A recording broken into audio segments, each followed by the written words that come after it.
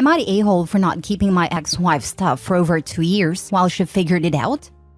Original post. So me and my ex-wife were married for a little over a year when she came home from a girls' trip and decided she didn't want to be married anymore. Wouldn't really give me a reason for this, didn't want to discuss it unless it was with a therapist, which I didn't want to do unless she told me first because I didn't want to be blindsided by something with a stranger present. Long story short, I could have been a better husband, she could have been a better wife. But we separated, divorced, and that was fall of 21. Fast forward to now, we've had very minimal contact, for taxes or mail, stuff like that, but have been very civil with each other. So this past summer, I hadn't heard from her for months, and wanted to clean out my garage. Some totes of clothes and decorations that I'll never use. So, away it went to the trash or donated.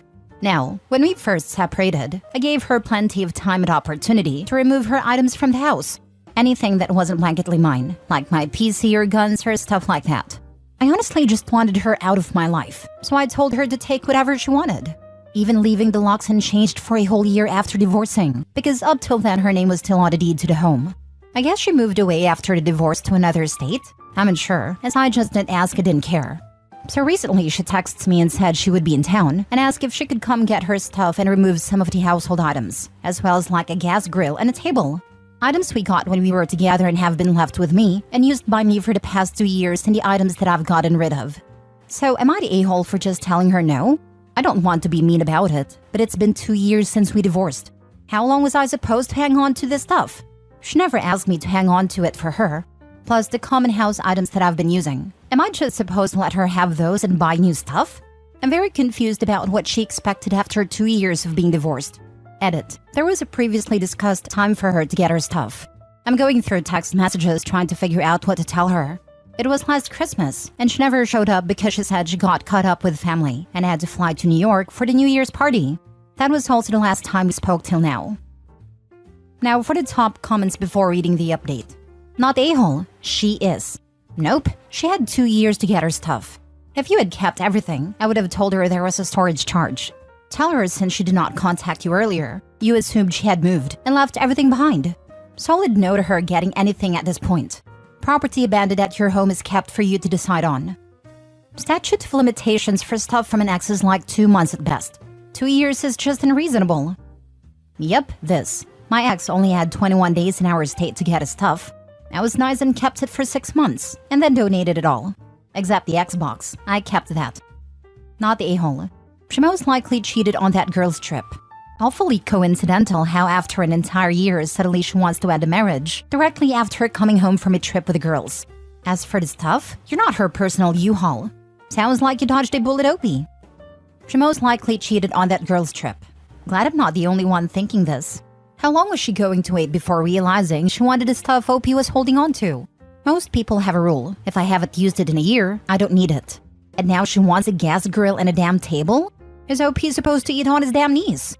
Hell no. She can buy that stuff herself, like she thinks OP should. Not the a-hole. She probably just broke up with the next guy and needs to furnish a new place. That's exactly what I was thinking. Why does she need his stuff now of all times? 90% likely to be furnishing a new apartment or house. Either that, or 10% likely she needs to bring something to the table in her new live-in situation, even if that is a table. Now for the mini update. I told her stuff was gone several months ago, since she didn't contact me to get it after so much time had passed. I do have one item that I'll return to her because it was her family's, and I didn't know it was left here. No response thus far. Legally, I'm fine. I talked to my attorney. Morally, I feel bad, but it is what it is. I truly figured she'd moved on, so she didn't want the stuff. Speculation about the divorce. I don't know why she left, and I don't care at this point. Chalked it up to things don't always work out. Why did I go to therapy? No, I didn't mistreat her. I just wanted to know if I needed to get checked for an STI. She had already made her mind up about the divorce. I didn't see a need to talk about it and hear about all the ways I've failed as a husband. I felt bad enough at the time, and it wasn't going to change her mind in leaving, so I do it. Next story. I left my husband. He tried to end himself, but the attempts made me laugh, and everyone's calling me an a-hole for it. Am I? The relationship has been consistently bad. I really tried to make things work. He didn't, and it was bad. It got to the point it was so bad it's hard to even explain to you guys. Not just cheating, but obsessive and possessive behavior to me and the women he was cheating on me with. To the point he had been served 3 restraining orders.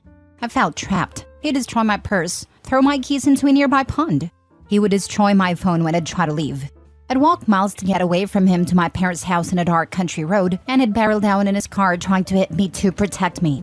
Because there are coyotes and bobcats and dangerous people out there, and told me and the police that he was trying to hit me to immobilize me, so I'd have to get into the car and be safe. Yeah, it was bad. Well, at one point, I had finally planned and started executing my escape. I had my things packed and moved. I coordinated a place to stay. I had to do it all fast while he was at work. But he knew and showed up. Later found out he had secret cameras all over the house to monitor me. He fought me, physically, emotionally, everything. But it didn't work. I was already leaving. That's when he came out with one last big attempt. He blocked the truck my friend was driving. He stood in front of it screaming, crying that he was going to puke. We both yelled at him to move. He said if I don't turn around right now, he's going to end himself. We both tensed. I honestly don't know what he's capable of, what weapon he's got, if he's going to hurt himself or us. We know inside the house he's got a gun. He's always messing with it and hiding it, and I currently didn't know where it was. So I'm beginning to panic and trying to discreetly reach my phone to call for police. That's when it happens. He lifts something to his wrist and says, "I'll do it. I'll slit my freaking wrist right here." In his hand, he's holding his electric razor. The kind with the round flexible trimmers at the top. I couldn't help it. I don't know if it was the adrenaline, but the sudden change up from rushing to leave and trying to get out, and then legit thinking someone was about to die, to suddenly seeing someone threaten to take their life with such a comical items, I busted out laughing. Yes, I understand that's insensitive if someone was really going to hurt themselves. Honestly, I don't think he ever was going to. It was a manipulation tactic. And if he was, he wouldn't have picked that. But it just came out. He got mad at us laughing. He just sulked away and we drove off. I honestly thought I was going to faint after that. Like the tension of all that to finally feeling safe. It was like my body excited to give out right then. Okay, so all that happened. We get to my new place, my friends come to help me unpack and get settled. I had told my friends what happened and how I laughed, and it was only then that he finally let us leave. They had some idea of how bad the relationship had gotten, but they're really upset at me now. They can't believe I would treat anyone going through that kind of mental state that way. They agree it's a dumb thing he did, but they think laughing at it was the worst thing I could do. They think if anyone threatened to do that in front of them, they'd be horrified, regardless of what item they picked up. It's hard for them to understand a roller coaster of reaction, the extreme terror and fear. It's not like I was being cold, it was a reaction in the moment. Now I feel like I've left that bad situation, and my reaction is now making my friends think I'm just as bad as him. I'm worrying I'm just as bad as him. I feel like I'm making excuses about it because of the situation, but the truth is that I'm not a good person. Am I the a-hole? If someone says they'll kill themselves if you leave them, that's your cue to run. Laughing was the best reaction. It let him know that you weren't going to let him manipulate you anymore. Not the a-hole OP. Glad you finally got out of there. Make sure you have security cameras in your new place. This. Not the a-hole. If someone had treated me like that, threatened to end themselves with something that couldn't actually do it, I'd laugh too. Not the a-hole. Your involuntary reaction was your body letting go of the fight or flight response, aka relief. Coupled with the ridiculous weapon he was waving around, I would have laughed too. He got mad because rather than kiss his butt, you laughed at him. Manipulators really hate it when they are called out or laughed at. He definitely has some mental issues going on. Yep, the laughing is what finally showed him she couldn't be manipulated anymore. As long as OP was arguing / trying to compromise, he felt he had power. When she literally laughed at him, he knew it was gone. He wasn't sad she didn't care about his self-harm attempt. He's sad she's not in his clutches anymore. Not the a-hole OP. Next story. Am I the a-hole for refusing to take my ex-girlfriend's 2 other children with me for Christmas? I, 40 male, have a daughter, Claire, 14 female, with my ex, Amy, 39 female. Amy and I broke up when Claire was born because she felt like we settled down too soon and felt shackled by our relationship and family. We have always shared 50-50 custody since. I got married to my now wife, Jane, 35 female, about 5 years ago. Amy went on to have 2 other kids with 2 different men who aren't involved with the kids. So she has full custody of her 2 other kids, then 50% of Claire. Her 2 youngest sons are 2 and 4. Claire doesn't love her living situation with her mom. The place is crowded, and her 2 younger brothers are just, well, toddlers. She says they don't leave her alone, and she gets no time alone there. So she prefers to stay with me more often now. She also gets along really well with my now wife and wants to spend a lot of time with her. Claire asked me if she could spend Christmas Eve and Christmas Day with me and Jane. Our regular schedule is that Claire spends Christmas Eve with one of us and Christmas Day with the other. Then we switch it around the next year. I told Claire that I can't give her an answer to that without discussing it with her mom. She asked her mom before I could discuss it with her, and Amy called to tell me it's okay, and that Claire can spend both days with me because she has her hands full anyway, and it would take some work off her plate. I'm excited to have both days with Claire, and so is Jane. Jane actually suggested we go somewhere since we have both days to spend with Claire. So we planned a trip to a beach resort in another city.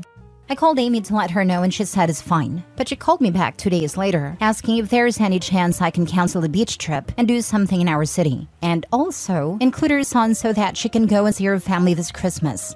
She said her sons don't have passports, so she can't take them to another country with her to visit her family. But this is the only time she has to visit her family because she always has to work. I said I barely know her kids, so it's going to be strange to just take them in and take care of them for however many days she's gone. I want to just relax with my wife and Claire, and taking care of 2 toddlers that I don't even personally know is not my idea of a good Christmas. That's so much pressure, and I haven't taken care of a toddler in about a decade. I also already told Claire about the beach trip, and she was so excited, so simply staying home isn't an option if it's not an emergency. I don't imagine she'll be too happy to have her brothers come along when she complains about being at her mom's house because of them either. I told Amy the reasons above, except that Claire doesn't like being around her brothers, and she said I'm doing this to punish her for leaving me, and that I could easily take care of her sons, but I'm being spiteful.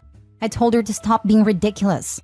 We broke up 14 years ago, and I've found a love of my life after that. There's no reason on earth for me to be spiteful. I said I really am sorry to decline her request, but I'd rather just be with my immediate family this Christmas. She said she didn't think I was the type to alienate children out of spite, and she's disappointed in the man I've become. This is the first time since our breakup that we had an argument or anything even close to it. She usually isn't like this, so while I think it's unreasonable of her to expect me to take care of her 2 sons while she's gone, I'm kind of worried I damaged our co-parenting relationship. Now for the top comments. Not the a-hole. Don't cave in. Claire is your only child. Your ex's sons, poor toddlers, they really deserve better. Or not. Amy and I broke up when Claire was born because she felt we settled down too soon and felt shackled by our relationship and family. Basically, she dumped you because she wanted to have fun with other men and proceeded to have 2 children with 2 different baby daddies who unsurprisingly left her.